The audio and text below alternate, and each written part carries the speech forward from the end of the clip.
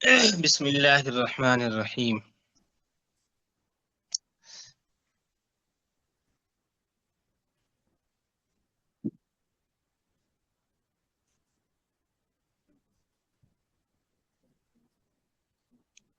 آج کے سبق میں وہی چیزیں ہیں جو چیزیں ہم لوگ بچپن میں ہی پڑھ چکے ہیں، یعنی کلمہ طیبہ، کلمہ شہادت اور ایمان مجمل، ایمان مفصل وغیرہ۔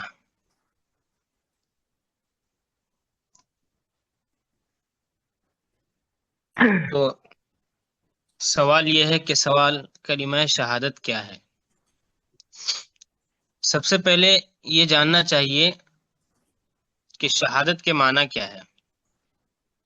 شہادت کے معنی ہے گواہی، گواہی دینا۔ اس کلمے کو کلمہ شہادت کیوں کہا جاتا ہے؟ کیونکہ اس کلمے میں جو مفہوم ہے وہ گواہی دینے کا مفہوم ہے، یعنی اشہد اللہ الہ الا اللہ و اشہد ان محمدن عبدہ و رسولہ۔ اس کا ترجمہ ہے گواہی دیتا ہوں میں کہ اللہ تعالی کے سوا کوئی معبود نہیں۔ یعنی آدمی اس کلمے کو جب پڑھتا ہے تو وہ دل سے یہ گواہی دیتا ہے کہ میں اللہ کے سوا کسی اور کو معبود نہیں مانتا ہوں۔ اور دوسرا جز ہے اس کلمے کا واشہد ان محمدن عبدہ و رسولہ، اور گواہی دیتا ہوں میں کہ محمد صلی اللہ علیہ وسلم اللہ کے بندے اور اس کے رسول ہیں۔ تو یہ کلمہ کوئی نئی چیز نہیں ہے، ہم لوگ بچپن سے ہی پڑھ رہے ہیں، جان رہے ہیں۔ تو اسلام کی جو بنیادی چیزیں ہیں ان چیزوں میں سے یہ چیزیں سب سے پہلی ہے، جیسے کلمہ طیبہ، کلمہ شہادت، دونوں کا مفہوم ایک ہے، مطلب ایک ہے۔ اس میں اللہ کی وحدانیت کو بیان کیا گیا ہے اور اللہ کے معبود ہونے کو بیان کیا گیا ہے۔ انسان بغیر اس کلمے کے پڑھے اور اس پر جو ہے اس کو دل سے مانے بغیر کوئی بھی انسان مسلمان نہیں ہو سکتا ہے۔ اگر کوئی شخص اس کلمے کو پڑھتا ہے صرف اور دل سے نہیں مانتا یا اس کلمے کے معنی کو، مطلب کو نہیں سمجھتا ہے تو مسلمان نہیں ہو سکتا۔ تو اس کلمے کو زبان سے پڑھنا بھی اور دل سے ماننا دونوں ضروری ہے۔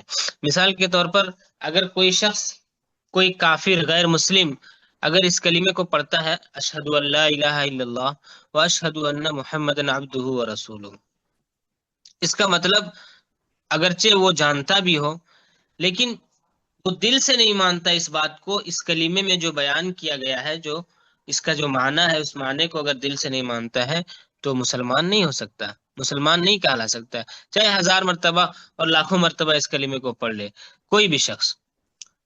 تو یہ ہے اسلام کی بنیادی چیز۔ اس کے بعد ہے اگلا سوال ہے کہ ایمان مجمل کیا ہے؟ جواب، ایمان مجمل یہ ہے آمنت باللہ کما ہوا باسمائہ و صفاتہ و قبلت جمیع احکامہ۔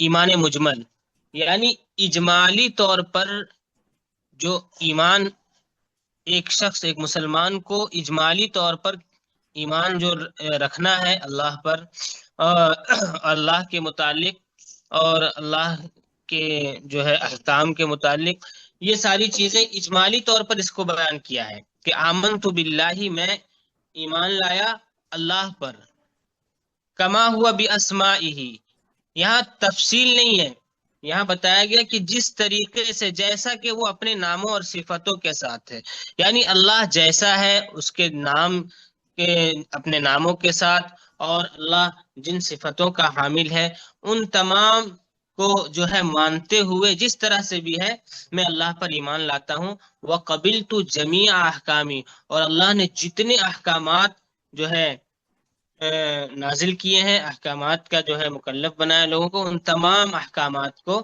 میں قبول کرتا ہوں۔ اس کا معنی یہی ہے۔ اس میں چونکہ تفصیل سے ایک ایک چیز کو نہیں بیان کیا گیا، اس لیے اس کو ایمان مجمل کہتے ہیں۔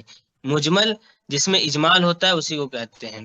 اور آگے جو ہے ایمان مفصل ہے کہ چونکہ اس میں تفصیل سے ایک ایک چیز کو بیان کیا ہے، اللہ پر ایمان، فرشتوں پر ایمان، کتابوں پر ایمان، رسولوں پر، آخرت پر ایمان، اور تقدیر پر ایمان، اور بعث بعد الموت یعنی مرنے کے بعد دوبارہ زندہ ہونے پر ایمان۔ چونکہ اس کو تفصیل سے ان چیزوں کو بیان کیا ہے، اس میں تفصیل موجود ہے ایک ایک کر کے، اس لیے اس کو ایمان مفصل کہتے ہیں۔ سوال، ایمان مفصل کیا ہے؟ جواب، ایمان مفصل یہ ہے، آمنت باللہ و ملائکتہ و کتبہ و رسلہ والیوم الآخر والقدر خیرہ و شرہ من اللہ تعالی والبعث بعد الموت۔ ترجمہ، ایمان لایا میں اللہ پر اور اس کے فرشتوں پر اور اس کی کتابوں پر اور اس کے رسولوں پر اور قیامت کے دن پر، اور اس پر کہ اچھی اور بری تقدیر خدا تعالی کے طرف سے ہوتی ہے، اور موت کے بعد اٹھائے جانے پر۔ یہاں تفصیل کے ساتھ تھوڑا ذکر کیا گیا ہے کہ اللہ پر ایمان اور اللہ کے فرشتوں پر ایمان۔ فرشتے جو اللہ کی ایک مخلوق ہے، نورانی مخلوق ہے نا، اجمالی طور پر بھی اس کو بیان کیا کہ فرشتوں پر ایمان، اور اس کی کتابوں پر یعنی اللہ نے جتنی کتابیں نازل کی ہیں ان تمام کتابوں پر ایمان، وہ رسول ہی، اور اس کے اللہ کے جتنے رسول ہیں، اللہ نے جتنے پیغمبر بھیجے ہیں سب پر ایمان، اور آخرت کے دن پر ایمان۔ آخرت کے بارے میں جو ہے، آخرت کے بارے میں ہم لوگ کو ساری چیزوں کا علم نہیں ہے، کچھ چیزیں ہیں جن کو ہم نے حدیثوں میں، قرآن مجید میں ہم نے سنا پڑھا ہے، تو ان چیزوں کو ہم لوگ جانتے ہیں۔ تو آخرت کے دن پر ایمان، اور اسی طریقے سے والقدر خیرہ وشرہ، اور تقدیر پر ایمان، تقدیر اچھی ہو یا بری ہو، یہ ساری چیزیں جو ہے اللہ تعالی کی طرف سے ہوتی ہے۔ والبعث بعد الموت، اور موت کے بعد اٹھائے جانے پر، یعنی موت کے بعد اللہ تبارک و تعالی ہم سب کو زندہ کریں گے، اور اس بات پر ایمان۔ تو ایمان مفصل یہ ہے، اس میں ان چیزوں کو ذکر کیا گیا ہے۔ آگے جو ہے سوال ہے، میں نے کل ہی بتایا تھا کہ بہت آسان طریقے سے اس کتاب کو جو ہے ترتیب دیا ہے، اور بہت ہی سوال آسان انداز میں، سوال جواب کے انداز میں ایک ایک چیز کو بیان کیا ہے۔ تو اس لیے چھوٹے چھوٹے سوال کے طور پر یہاں پر ہے، جیسے سوال، تمہیں کس نے پیدا کیا؟ جواب، ہمیں اور ہمارے ماں باپ اور آسمانوں اور زمینوں اور تمام مخلوق کو خدا تعالیٰ نے پیدا کیا ہے۔ ظاہر سی بات ہے، ایک مسلمان کا یہی عقیدہ ہے کہ ہمیں اور ہمارے ماں باپ اور آسمانوں، زمینوں اور تمام مخلوق کو خدا تعالیٰ نے پیدا کیا ہے۔ پھر سوال ہے کہ اللہ تعالیٰ نے دنیا کو کس چیز سے پیدا کیا ہے؟ جواب، اپنی قدرت اور اپنے حکم سے پیدا کیا ہے۔ اللہ تعالیٰ قادر مطلق ہے، وہ جس چیز کو پیدا کرنا چاہے، جس چیز کو بنانا چاہے وہ بنانے پر قادر ہے۔ تو اللہ تعالیٰ نے اپنی قدرت اور اپنے حکم سے پیدا کیا ہے۔ سوال، جو لوگ خدا تعالیٰ کو نہیں مانتے انہیں کیا کہتے ہیں؟ جواب، انہیں کافر کہتے ہیں۔ تو اللہ تبارک و تعالیٰ کو جتنے بھی لوگ، چاہے کسی بھی، جیسے مسلمان کے علاوہ جو دوسرے مذاہب کے لوگ ہیں، بعض مذاہب ایسے ہیں جس میں خدا کے وجود کو لوگ مانتے ہیں، خدا تعالیٰ کو مانتے ہیں، جیسے اہل کتاب وغیرہ ہیں۔ تو کچھ مذاہب ایسے ہیں جس میں جو لوگ اللہ کو مانتے ہیں، اور آج کل کے جو بت پرست وغیرہ ہیں، یہ لوگ جو ہے خدا تعالیٰ کا انکار کرتے ہیں۔ تو جو بھی اللہ کا انکار کرے اسے کافر کہتے ہیں۔ سوال، جو لوگ خدا تعالیٰ کے سوا اور چیزوں کی پوجا کرتے ہیں یا 2-3 خدا مانتے ہیں انہیں کیا کہتے ہیں؟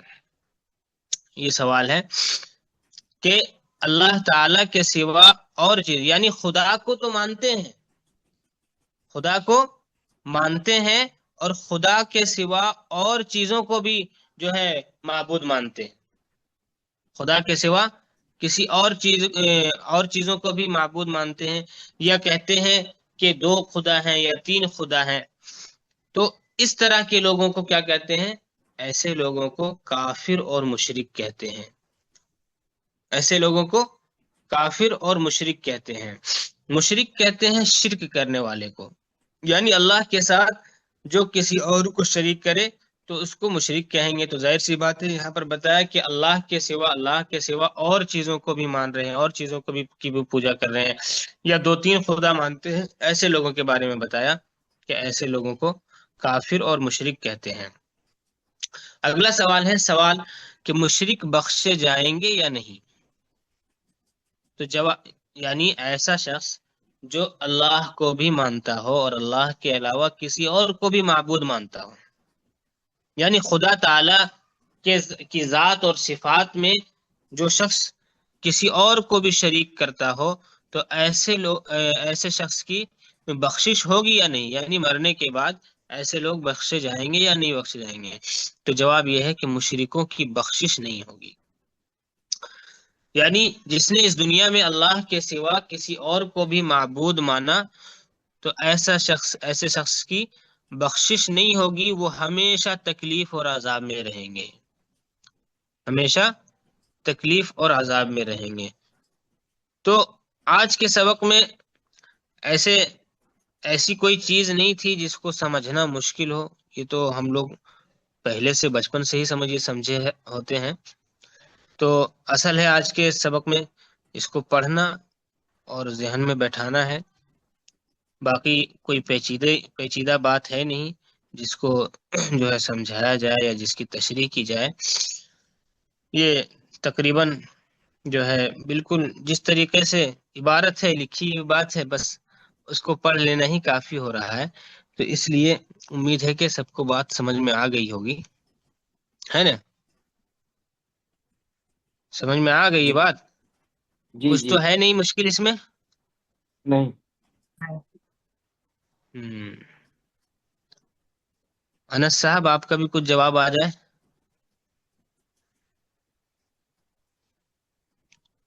مائک میوٹ ہے آپ کا۔ میوٹ میں ہو۔ اور اس کے علاوہ ایک کتاب، اس کے علاوہ ایک کتاب ہے منہاج العربیہ، وہ بھی اسی وقت ہے، تو اس میں ترتیب جو ہے جیسے بن پائے اس کو کیا جائے گا انشاءاللہ۔ ایک دو دن کے بعد جو ہے تھوڑا مضبوطی سے لوگ جڑنے لگیں گے تو پھر اس کو شروع کیا جائے گا انشاءاللہ۔ باقی یہ کتاب جو ہے میں بتا بھی چکا ہوں کہ بہت ہی آسان انداز میں اس کتاب کو لکھا گیا ہے نا؟ ابھی دیکھنے میں لگ رہا ہوگا کہ ظاہر سی بات ہے تو بالکل بچپنے میں پڑھے ہوئے ہیں ہم لوگ، صحیح بات ہے، بچپنے میں ہی پڑھے ہوں گے، اور انشاءاللہ آگے بھی بہت ساری ایسی باتیں آئیں گی جن کو سمجھنا بھی ضروری ہے، پڑھنا بھی ضروری ہے۔ تو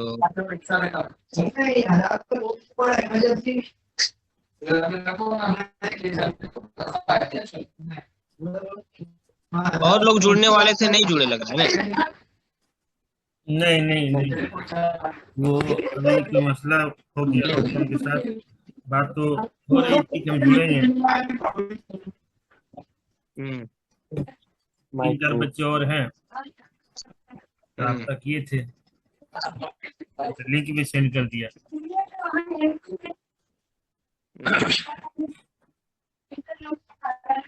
ٹھیک ہے انشاءاللہ۔ پھر کیا بول رہے ہیں؟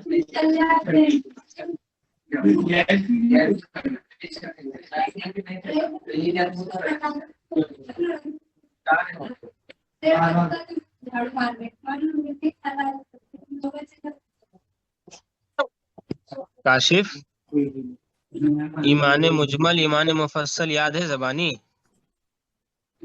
نہیں، زبانی رٹا تو نہیں ہے۔ ہاں اس کو رٹ لینا ہے، اس کو کل زبانی سنانا بھی ہے۔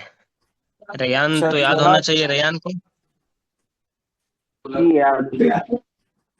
ہاں یہ تو بیسک چیز ہے، بنیادی چیز ہے، یاد ہونا ہی چاہیے یہ، جی جی یاد ہے. ہے کتاب نا؟ کا ایک بار فارورڈ کر دینا بولیے. ترجمہ بھی یاد کرنا ٹھیک ہے نا. ہاں ترجمہ بھی یاد ہونا چاہیے، ترجمہ بھی یاد ہونا چاہیے.